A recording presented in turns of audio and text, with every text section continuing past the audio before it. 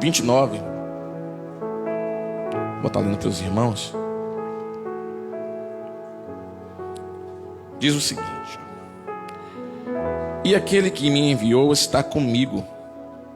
O Pai não me tem deixado só, porque eu faço sempre o que lhe agrada.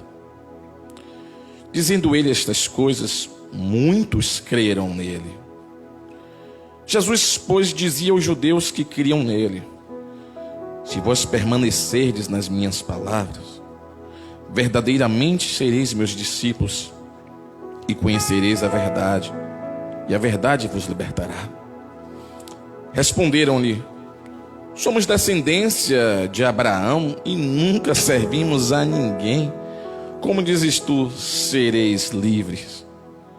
Respondeu-lhe Jesus: em verdade vos digo, que todo aquele que comete pecado é servo do pecado.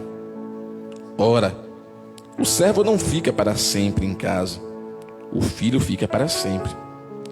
Se, pois, o filho vos libertar, verdadeiramente sereis livres. Amém? Glória a Deus. Eu queria falar hoje sobre a liberdade, né? Eu queria falar através desse texto, tentar compartilhar com os irmãos o ensinamento da parte de Deus, para perguntar se você é livre e se você sabe o que é essa liberdade que a Bíblia está falando. Porque muitas vezes nós estamos na igreja e ouvimos ministrações, pregações, mas no fundo parece que muita gente não sabe se é livre ou ainda está aprisionado a alguma coisa. Eu queria falar sobre essa liberdade, se nós somos livres ou nós ainda estamos presos a alguma coisa. E através dessa mensagem aqui a gente vai refletir algumas coisas e nós vamos fazer uma introspectiva, né, na nossa alma, mergulharmos dentro de nós mesmos para saber se nós estamos livres, se nós somos livres, ou se ainda tem alguma coisa que está nos algemando. Para contextualizar um pouco essa história que nós acabamos de ler aqui sobre Jesus Cristo, estamos no capítulo 8 de João. Então observe que ainda tem o 7, o 6, o 5, o 4, o 3, o 12 e o 1 falando algo a respeito de Jesus. Quando já chega nessa cena, Jesus, ele já tinha feito alguns milagres, já estava famoso, já estava bastante conhecido. Jesus já tinha andado sobre o mar. Jesus já tinha feito aquele milagre com aquele paralítico que já fazia 38 anos, né, naquele lugar de Betesda, onde acreditava-se que o anjo vinha, movia-se as águas, e aquele que chegasse primeiro era curado. Jesus já estava famoso. Ele sempre estava nos templos, ensinando a respeito da lei, mostrando que era preciso ser mostrado. Jesus entrava em um lugar, não como esse, mas da onde derivou um lugar como esse. Não tinha uma cadeira como essa, mas ele se assentava ao chão e as pessoas ao redor ficavam escutando, porque já o tinham como um rabino, como um mestre da lei, e tinham muito respeito por Jesus Cristo. Então, quando chega já nesse episódio, Jesus já chega com uma bagagem, já chega famoso. Muitas pessoas acreditavam nele, mas também tinham muitos inimigos que não acreditavam nele. Jesus vai começar a ser testado, a ser questionado, e até armadilhas foram postas sobre Jesus para ver se apanhavam ele em algum erro para poder acusá-lo. Um pouquinho antes, ainda nesse capítulo 8, vocês devem conhecer, logo no versículo 1, quando Jesus entra no templo para estar ensinando aquele povo, aqueles homens, rapaz, aqueles fariseus, aqueles doutores da lei, não respeitaram nenhum momento da palavra, porque Jesus estava a ensinar no templo, e a Bíblia vai dizer que aqueles homens trouxeram uma mulher apanhada de um flagrante adultério. Aqueles homens colocaram a mulher no meio, mas Jesus estava ensinando ali. Tinham pessoas ouvindo o mestre, palavras que iam mudar a vida delas, mas havia inimigos do reino de Deus que para eles importava muito mais desmoralizar a Jesus, importava muito mais provar que Jesus era um farsante do que reconhecer todos os sinais que aquele homem já tinha feito. Eles não se importavam com o povo sendo curado, eles não se importavam com a transformação do caráter de um monte de gente. Pessoas já estavam sendo transformadas, pessoas estavam sendo curadas, pessoas que jamais imaginavam que pudessem ser curadas. Eu imagino esse homem, 38 anos, mesmo assim ele perseverava ali, ficava ali, não, eu vou tentar, mas nunca conseguia. Imagine 38 anos você tentando um milagre na sua vida e nada acontece, e de repente vem um homem e faz uma coisa simples para você. Não, levanta aí, toma o teu leito e anda. Você não vai precisar de anjo, não. Você não vai precisar de um movimento das águas, não. Não se preocupe em esperar um anjo vir movimentando as águas, não. Porque embora você não saiba, está aqui quem é maior do que os anjos. Jesus de Nazaré. Ele nem sequer sabia quem era aquele homem, mas ele estava diante do autor da vida, muito maior do que qualquer anjo, muito maior do que qualquer criatura. Estava ali o autor e consumador da nossa vida, fazendo um milagre extraordinário. Aqueles homens não respeitavam o momento em que o mestre estava ensinando a palavra, para poder trazer esclarecimento, porque ele é a luz do mundo. Ele trouxe a luz para o mundo, mas as pessoas não tiveram nem sequer um pingo de misericórdia das outras vidas. Eu quero desmoralizar a Jesus. No meio de um culto, no meio de um ensinamento, aqueles doutores da lei, aqueles fariseus pegam a mulher em flagrante adultério e colocam no meio. A Bíblia diz que vai botar em pé no meio deles, interrompendo todo o ensinamento, porque para eles pouco importavam se o que você está ouvindo vai mudar a sua vida ou não. Porque há pessoas que pouco se importam se o que vai ser dito aqui nessa noite vai transformar a sua vida ou não. Porque há pessoas no universo inteiro aí, para poder usar uma hipérbole aí, para aumentar, para intensificar o que eu quero dizer a você, há pessoas que não estão nem aí se a palavra pode te modificar ou não. Há pessoas que vão querer paralisar o seu crescimento. E eu não estou falando de irmãos, às vezes eu estou falando da própria família, às vezes eu estou falando de descrente mesmo, de uma vizinhança. Porque não é possível. Nós sabemos que no nosso meio aí fora, entre amigos, supostos parentes, há pessoas que fazem chacota de mim e de você porque somos cristãos. Há pessoas que desmoralizam porque você vai para a igreja todos os dias, porque você fica escutando um louvor, porque você não quer mais beber, porque você não quer mais andar naquele meio errado. Então as pessoas, elas não ligam para isso. Se elas puderem te paralisar, se elas puderem paralisar a palavra do mestre, elas vão paralisar para que você não prossiga, porque elas não conseguiram, elas não querem. Mas se sinta bem-aventurado, porque a Bíblia diz: as minhas ovelhas ouvem a minha voz e me seguem. E se você está aqui nessa noite, é porque você ouviu a voz dele. Você ouviu a voz do grande pastor, do nosso sumo sacerdote. Você ouviu aquela voz e você tomou uma decisão.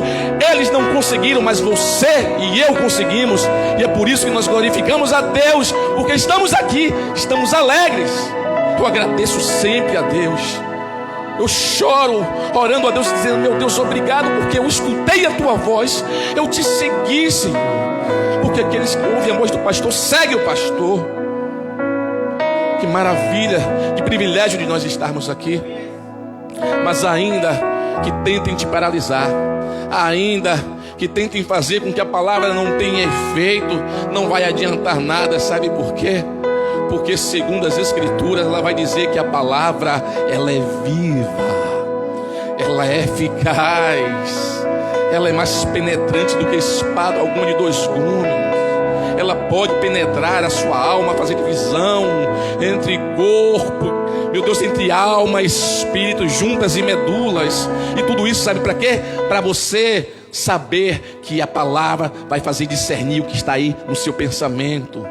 Não podemos enganar aquele que fez todas as coisas. No meio daquele povo existia aqueles teólogos, aqueles maravilhosos expositores das Escrituras, que interromperam a aula de Jesus, interromperam a ministração de Jesus, só para poder prejudicá-lo, nem se importando com as vidas que estavam ali. Colocam aquela mulher naquele meio, para poder desmoralizá-la, para ver se Jesus era apanhado em uma falha. Vai, Jesus, fale aí, diz que é para matar, que a gente vai te entregar aos romanos, porque os judeus não poderiam condenar ninguém. Fala, Jesus, diz que não é para apedrejar não, que vamos dizer que você é contra a lei de Moisés. Fala, Jesus, agora você está perdido, ou você vai para um lado ou vai para o outro, mas nós te pegamos hoje. E Jesus, ele dá um exemplo maravilhoso, mesmo sem falar. É como se ele dissesse assim: ei, importa muito mais obedecer a Deus do que aos homens. Então se a palavra diz que é para apedrejar, apedreja, mas porém só pode fazer isso quem não tiver pecado. Então se você é santo demais, se você é perfeito, então mata teu irmão. Se você é perfeito, começa a criticar ele, vai, arranca ele da igreja. Então já que os atos dele de amor, de misericórdia te incomodam, já que de repente aquilo que ele faz não te agrada, porque ele está exercendo um amor e misericórdia, então arranca, irmão. Vai. E Jesus, ao falar essa palavra, eles se envergonharam e foi saindo desde o mais velho ao mais novo, e foram embora aqueles acusadores, mas ainda assim ficaram outros ali. E Jesus começa a discursar. Jesus, já famoso pelos seus feitos, começa a mostrar a palavra do Pai. E aí, no finalzinho já daqueles ensinamentos todos naquele dia do templo, Jesus vai falar essa frase maravilhosa, irmãos: e aquele que me enviou está comigo. O Pai não me tem deixado só, porque eu faço sempre o que lhe agrada. E ao falar essa frase maravilhosa, a Bíblia vai dizer que muitos judeus creram nele. Dizendo essas coisas, muitos judeus creram nele. E aí é onde entra esta pregação de hoje, para saber se você é livre ou não. Porque quando Jesus fala e muitos dos judeus creem nele, a Bíblia vai continuar dizendo: Jesus dizia, pois, aos judeus que creram nele: se vós permanecerdes na minha palavra, verdadeiramente sereis meus discípulos, e conhecereis a verdade, e a verdade vos libertará. Mas aqueles homens não gostaram nem um pouco. Nós, dizendo eles, nunca fomos escravos de ninguém. Eles são mentirosos desde o começo da sua narrativa, porque eles foram escravos no Egito, eles foram escravos da Síria, eles foram escravos de muita gente. Mas parece que eles se esqueceram que o povo dele foi escravizado, sim.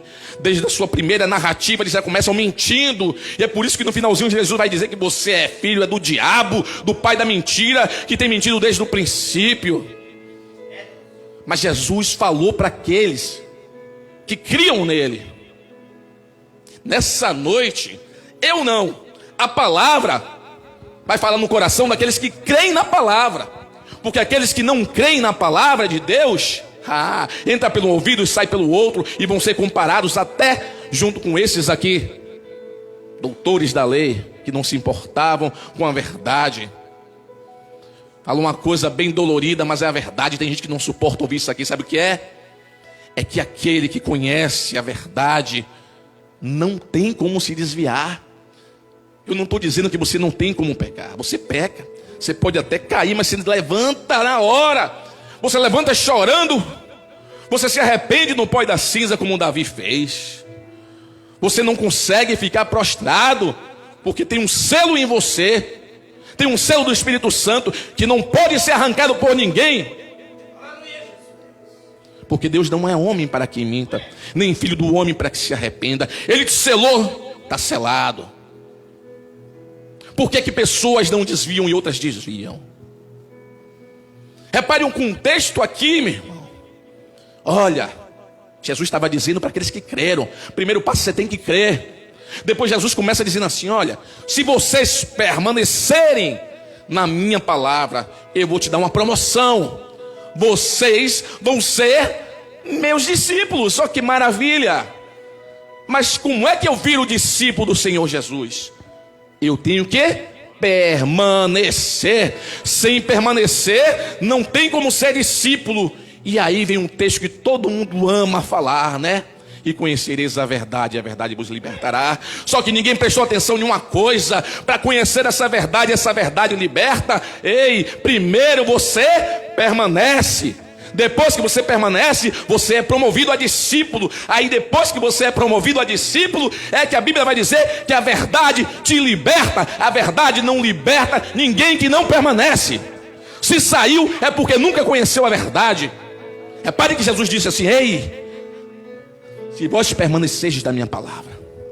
Fariseus, escribas, homens até hoje conhecem sim a palavra. O que Jesus está dizendo aqui é palavra agora falada, escrita. Ele não está dizendo assim: olha, se vocês conhecerem a palavra, vocês vão ser libertos. Não, ele não falou isso. Ele não disse que se você conhecer a palavra, você vai ser liberto. Ele não disse isso, porque muita gente conhece a palavra, muita gente está lendo a Bíblia, muita gente está fazendo faculdade de teologia, muita gente está estudando muito, muita gente sabe a Bíblia de cor e salteado, muita gente sabe a Bíblia de Gênesis a Apocalipse. E a palavra está sendo conhecida por muita gente, mas ele não falou: se você conhecer a palavra, você vai ser liberto. Não, ele diz assim: ei, se você permanece na palavra, você vai, sabe o que? Ser discípulo, e depois você vai conhecer a verdade. E quem é a verdade? Jesus Cristo. Quando você conhece Ele, espiritualmente falando, você vai ser livre. Porque se você não conhece a verdade, você vai sair pela porta bem larga. A porta estreitinha para entrar, mas para sair parece que ela se alarga, né? Quando você conhece a verdade, você permanece. Aí que não está dizendo é a Bíblia. As pessoas têm um costume de dizer que as pessoas: não, mas conhecia Jesus, pregava, era pastor, era isso, era aquilo, ele conhecia assim a palavra. Não, não concordo com isso, porque ele conhecia a palavra, mas desviou. Não tem essa promessa na Bíblia. Jesus nunca falou isso. Não é conhecer a palavra que ela liberta, não, é conhecer a verdade que liberta. Porque a palavra, qualquer um aí que começar a ler pode decorar todinha, mas a palavra lida de uma forma não espiritual, ela vai ser somente um livro, uma literatura, uma história que pode ser contada de pai para filho em todas as gerações. Mas quando a palavra é contada de uma forma espiritual, e quando você deixa o Espírito Santo entrar, revelar o que ela é, ela começa a fazer o efeito, e aí você conhece a verdade, e aí você não sai nunca mais. É impossível quem conheceu a verdade sair da presença, meu irmão. Sempre falei com minha esposa: se eu desviar para jogar na minha cara, eu nunca conheci a verdade. Eu conheci a palavra, eu conheci a letra. Eu conheci foi a letra. Eu decorei, eu estudei hebraico. Eu decorei muita coisa. Eu disse isso e disse aquilo. Mas a verdade no seu sentido espiritual eu nunca conheci. Porque quem conhece fica na casa para sempre. E quem disse isso foi Ele. Não tem como se desviar quando você conhece a verdade. Porque uma vez conhecendo a verdade, ela se torna uma só com você. E quando ele diz assim, irmãos: se vós permanecerdes na minha palavra, sereis meus discípulos. A resposta está em João capítulo 15, aí mesmo na livro de João. Depois você lê João capítulo 15, versículo 10, onde ele diz assim: ei, se vocês obedecerem os meus mandamentos, vocês vão permanecer no meu amor. E aquele amor é justiça, é salvação, é transformação, é vida eterna. Não tem, meus irmãos, não dá. Tem gente que se ofende muito com essa palavra, sabia? Não, mas é porque não sei quem saiu, mas conhecia a palavra, meu irmão. Conhecia a palavra, claro, pregava bem. Conhecer a palavra é fácil, irmão. Vai só ler aí, começa a decorar, faz até uma colinha, uma pesca, bota um papel aqui, começa a falar aquilo que você pensou em casa. Agora, conhecer a verdade, sabe o que é conhecer a verdade? É chegar uma pessoa com a má intenção e dizer assim: ei, o filho dessa mulher aí, morreu e ela quer tomar o meu. E agora faz o quê? Vamos dividir a criança no meio. E a verdade se manifesta no amor. Não, dá a ela, deixa ela viva. Foi assim que o rei Salomão distinguiu a mentira da verdade. É por isso que Jesus disse: ei, se você obedecer aos meus mandamentos, vai permanecer no meu amor, porque o amor te mostra muita coisa, porque o evangelho é amor, porque Deus, ele é amor, ele não possui, ele é. Esse amor, essa verdade tem que nos inundar, tem que nos transformar. Poxa, a gente lê das escrituras, nós lemos direto Romanos 13:9, não adulterarás, não matarás, se há algum outro mandamento, tudo nesta palavra se resume: amarás ao teu próximo como a ti mesmo, porque o amor ao próximo cumpre toda a lei. Não é quase toda a lei não, cumpre a lei toda. Mas parece que a gente não consegue amar. Vem para a igreja, sai da igreja, ora, sobe em monte, mas quando vê um irmão necessitado, muitas vezes nós somos os primeiros a chutar, a enterrar. Não queremos dar oportunidade. Sabe por quê? Como o pastor sempre ensina, somos egoístas muitas vezes. Queremos Deus para a gente e o diabo para os outros. Porque quando é para nossa família e para nós, Deus tem misericórdia, Senhor. Eu errei, meu Deus, me dá mais uma chance. Mas quando é para os outros, já conhece a palavra, está há tanto tempo aí, já conhece, não precisa o quê, rapaz? Se eu e você precisamos de Cristo até hoje, porque Ele disse que Ele veio e foi para os doentes, e está aqui um dos maiores doentes da terra, que sou eu, e eu preciso do Senhor Jesus. Eu não estou curado não, eu preciso do médico dos médicos da minha vida. Eu estou, sabe aonde? Num hospital gigantesco, porque é isso que a cristandade é.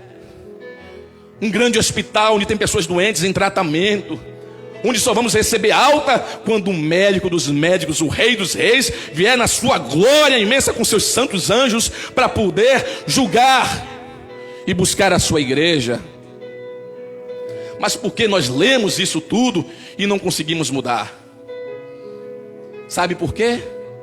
Porque talvez alguns de nós estejamos presos. Pois é. Por isso que eu perguntei e falei sobre esse tema de hoje. Você é livre? Nós somos descendência de Abraão. Nunca fomos escravos. Já começa mentindo, pai.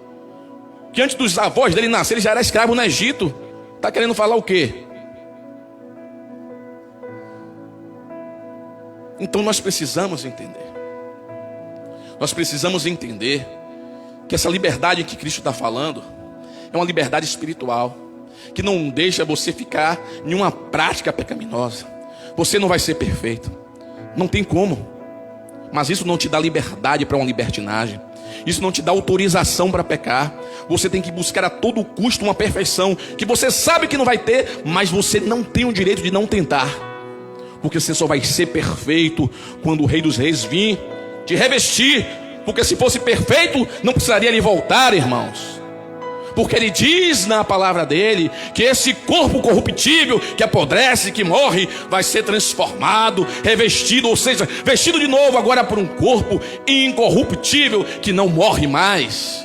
E se você precisa disso, é porque eu e você somos ainda doentes, impuros, e o médico dos médicos vai nos curar no dia certo. Você é livre? Eles se irritaram tanto com Jesus. Eles se irritaram tanto dizendo que era descendência de Abraão. Tanto. E Jesus responde para eles, irmãos: em verdade vos digo, que todo aquele que comete ou pratica o pecado, ele é escravo do pecado. O praticante, ele é escravo. E talvez você pense assim: mas eu não mato, eu não roubo, eu não traio o meu cônjuge, eu não xingo. Ei, começa a olhar aí o que é que não vai entrar no reino dos céus, que não é só isso não, viu? Tem uma classe lá grande, viu? Avarentos, facciosos, contendeiros. Tá pensando que idolatria só é o quê? Com outros deuses, é? Você pode idolatrar até seu filho, você pode idolatrar dinheiro, você pode idolatrar um time de futebol. Tanta coisa que impede o servo e a serva do Senhor de entrar no reino de Deus. Você é livre? Comece a se examinar aí se você é livre. Porque senão possa ser que você só está perdendo tempo aqui na igreja. É como o pastor já pregou.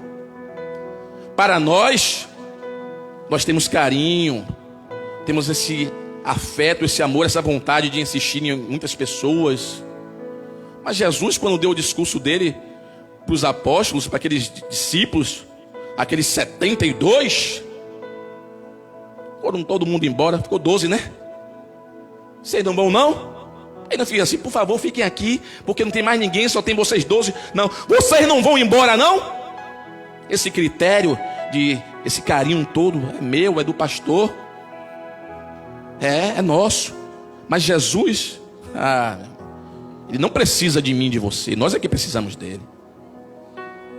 Nós insistimos, queremos o máximo de pessoas junto conosco no reino dos céus. Mas eu não vou ser hipócrita, porque se você não quiser, chega, ele não vai atrás de você. Quem vai atrás de você? Sou eu, é o pastor, é os irmãos, que ainda fazemos esse papel, porque ele já fez o dele. João 3,16, porque Deus amou o mundo de tal maneira que enviou o seu único filho para morrer por todos, para que todo aquele que nele crê não pereça, mas tenha a vida eterna. Mas ainda que muitos duvidem, ele vai, Romanos 5,8, mas Deus prova o seu amor para conosco pelo fato de Cristo Jesus ter morrido por nós quando nós ainda éramos pecadores. Você é livre? Aquele que comete o pecado tem uma prática de pecado, ainda que seja um dia sim, um dia não, 3 dias sim, um dia não. É prática, irmão, é prática. Vigia, toma cuidado com o que você faz.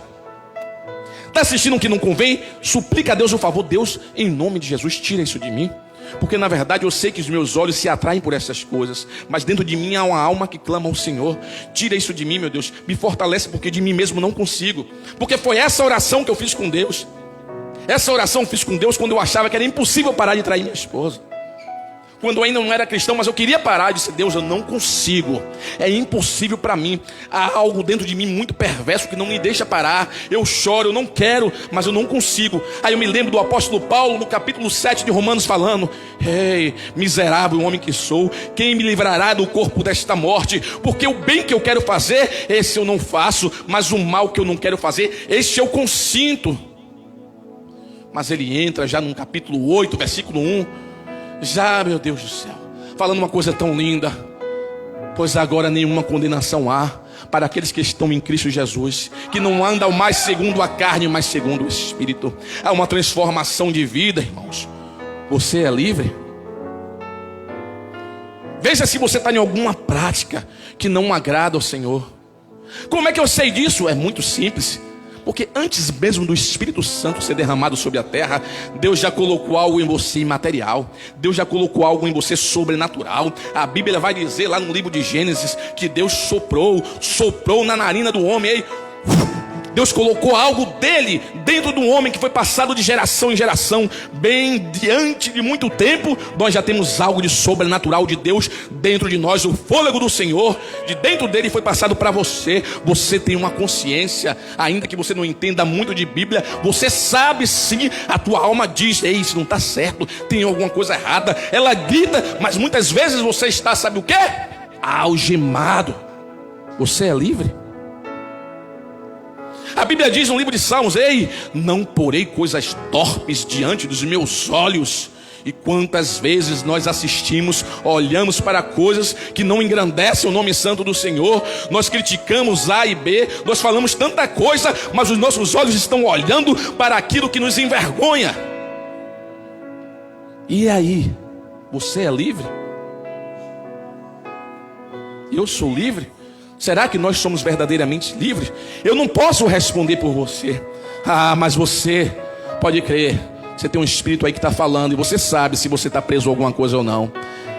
Você pode até enganar a mim, eu posso até enganar o pastor, mas nem eu nem você vamos conseguir enganar aquele que tem olhos como chama de fogo, aquele que abre as janelas do céu e consegue contemplar todas as coisas. Ainda que eu vá para a mais profundeza do abismo, ainda que eu vá para a maior escuridão do universo, Ele vai conseguir me enxergar, porque Ele é aquele que disse: haja luz e houve luz. Ele é aquele que disse assim: ei, eu vi que a luz era boa e fiz separação entre a luz e as trevas. Ainda que você vá para a maior escuridão das trevas, Ele vai chegar com a luz e vai separar as trevas e vai mostrar, te trazer à tona a sua nudez espiritual e mostrar o que você e eu estamos fazendo de errado. Você é livre?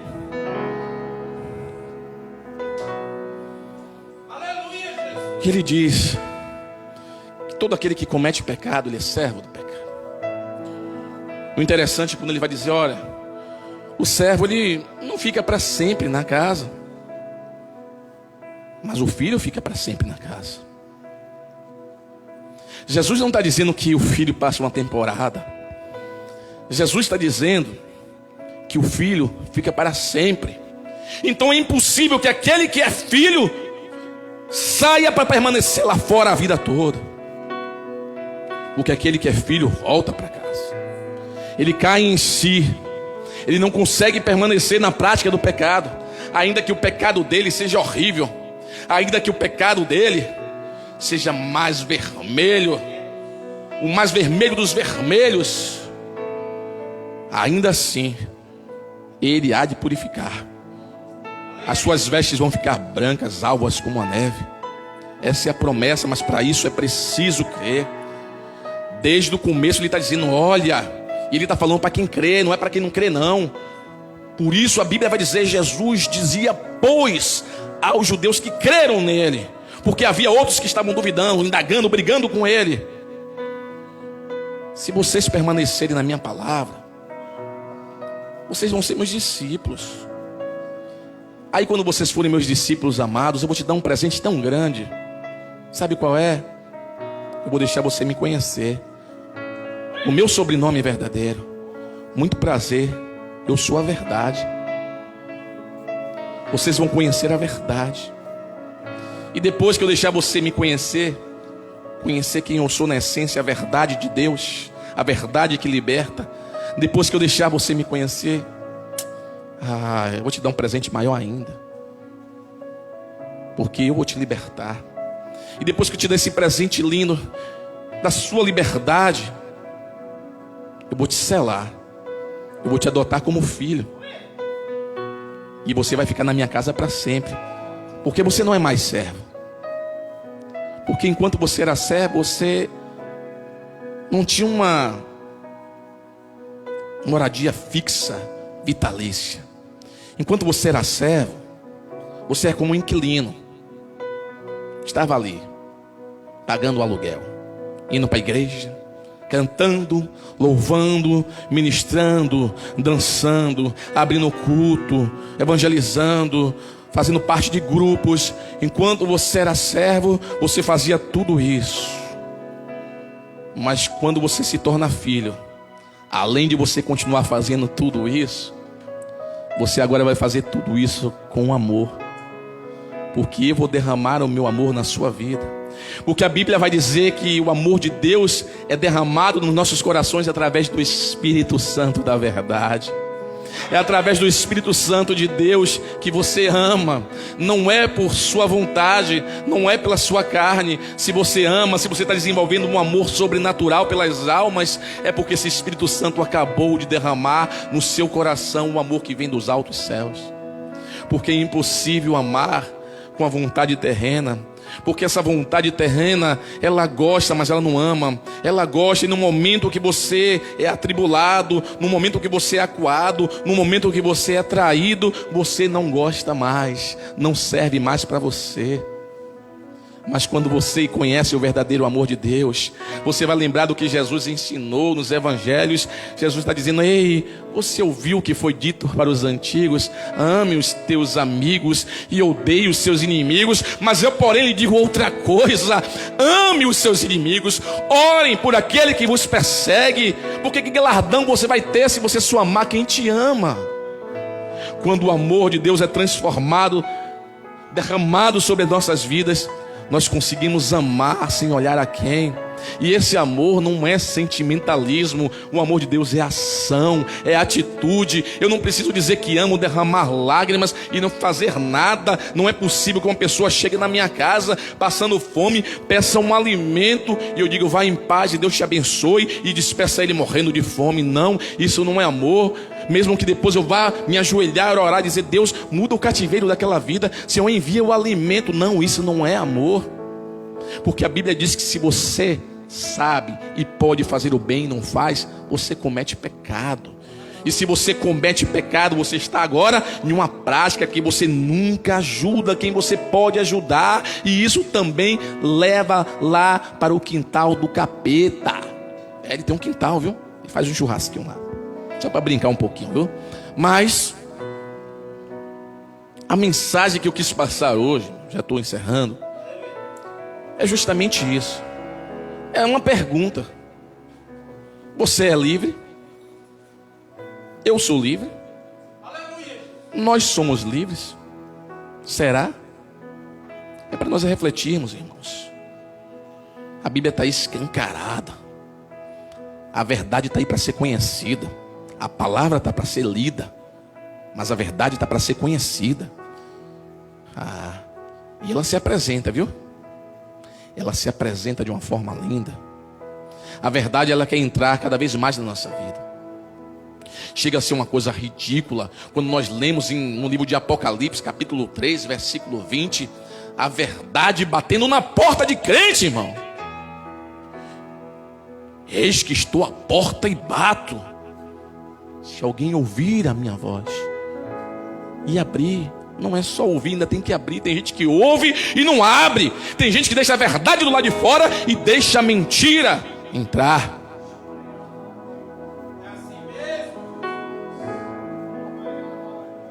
Depois estudem sobre um tema bem básico. Vai na internet e vai lá pesquisar sobre de onde se originou esse tema, a verdade nua e crua. Você vai achar bem interessante. Você vai ver por que se originou isso. Pensamento filosófico, mas muito interessante para dar uma estudada. Que nós possamos sair daqui convictos que se a gente está algemado, vamos pedir a Deus para quebrar essas algemas aí, irmãos. Tem muita coisa, irmão, para ser mudada na nossa vida. Eu sempre falo com o Juvenal, com algumas pessoas, ele mesmo sabe disso, eu já falo assim, poxa, tem momentos que eu me envergonho de orar a Deus.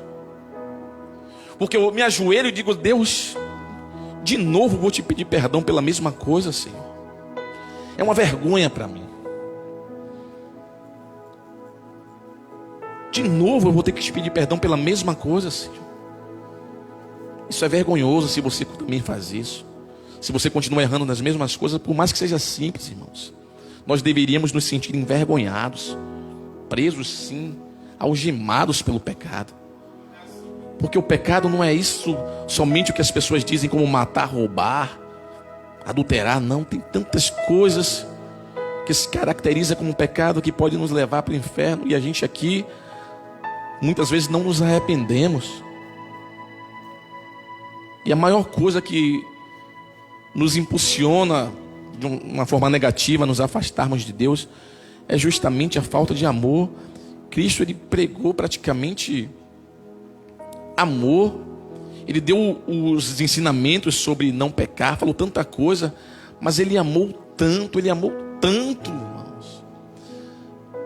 O homem, o Deus Todo-Poderoso, ele amou tanto que ele conseguiu fazer aquilo que eu e você jamais faríamos.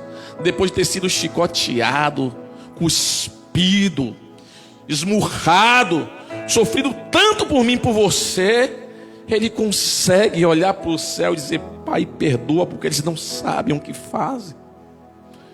Quer prova de amor maior do que essa? É por isso que quando ele diz alguma coisa, ele diz com propriedade. Ele não falou, ouviste que foi dito aos antigos, para amar os amigos, odiar os inimigos à toa, não, irmãos. Quando ele fala assim, olha, você tem que amar os seus inimigos, orar pelos que vos perseguem. E foi o que ele fez, foi o exemplo que ele deu naquela cruz. Ele amou mesmo, ele disse, ele orou pelos os que perseguiam ele. Pai, perdoa, meu Deus, porque eles não sabem o que fazem. Não lhes impute esse pecado. E quantas vezes eu e você temos imputado pecados a outras pessoas? Temos fechado a porta da graça como se nós pudéssemos, mas não podemos, mas achando que nós estamos fechando a porta da graça para pessoas. Todo mundo é necessitado de Cristo. Romanos 3 vai dizer: todos caíram, todos estão destituídos da graça de Deus. Todos nós precisamos de um Salvador.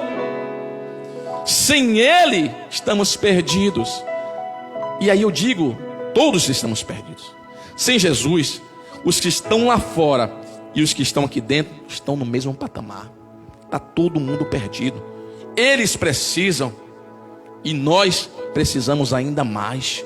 Porque quanto mais é dado, mais é cobrado. Não tem ninguém inocente aqui. Há pessoas lá fora que não sabem distinguir a esquerda da direita. E talvez você pense assim: como? Tá roubando, tá traficando, mas não sabe distinguir a esquerda da direita. Se você pensa assim, é porque você ainda não tem amor. Sabe por quê? Porque quando Deus falou isso para Jonas: ei Jonas, eles não sabem distinguir a esquerda da direita. E ali tinha homens estupradores, homens violentos. Aquela cidade de Nínive terrível. Imagina, irmãos. E Deus falar que eles não sabem distinguir a esquerda da direita. Deus estava falando de coisas espirituais, irmãos. Porque uma coisa é você achar que sabe, mas outra coisa é quando você sente a sabedoria de Deus. Porque quando você sente a sabedoria de Deus, recebe, você para. Porque eu sabia que era errado trair a minha esposa, mas eu não conseguia parar. Eu estava igual aquele povo de Nínive. Fazia as coisas erradas, mas estava cego. E como é que eu me transformei? Porque de repente o Deus Todo-Poderoso tirou as escamas dos meus olhos e eu enxerguei. Eu vi. Glorificado seja o nome de Deus, porque eu vi. Eu enxerguei aquilo que eu não enxergava. E eu me tornei servo para depois me tornar filho. Eu enxerguei aquilo que eu não conseguia enxergar. E é por esse amor que nós estamos aqui. Se você está aqui hoje é porque Ele tirou as escamas dos seus olhos. E você hoje consegue ver aquilo que você não via. E se você está preso, ore. Ele é especialista em quebrar os algemas. Ei, Ele envia anjo. Comece a louvar. Um terremoto pode acontecer aqui neste lugar, no mundo espiritual, e as cadeias vão quebrar. Ore e acredite, porque Deus Ele pode, Ele quer fazer isso por mim e por você. E eu me despeço dessa pregação perguntando às pessoas que estão nos assistindo, perguntando a mim, perguntando a vocês: nós estamos livres? Que Deus abençoe a todos, que nós possamos refletir nessa mensagem. Amém? Deus seja louvado, glória a Deus e aleluia.